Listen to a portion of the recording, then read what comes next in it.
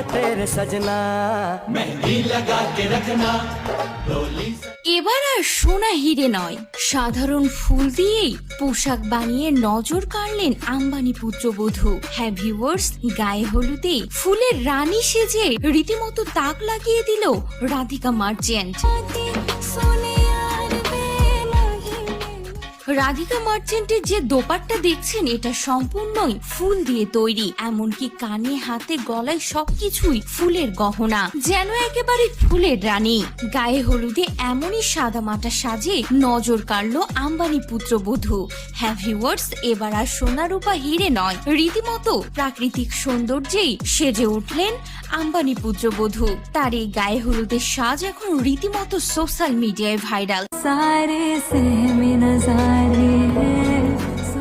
বিশেষ করে ফুলের তৈরি ওড়নাটি এখন নজর কেড়েছে।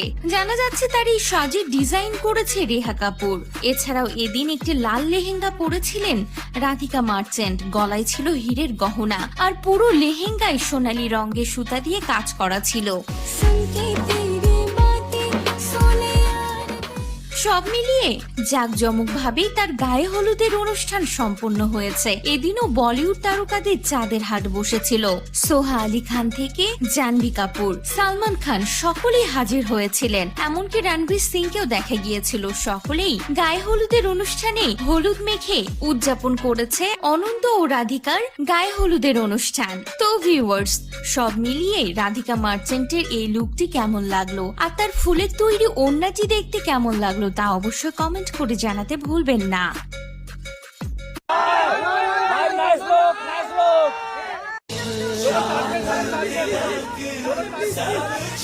तेरा मुझे बड़ा तड़पावे तू देख तो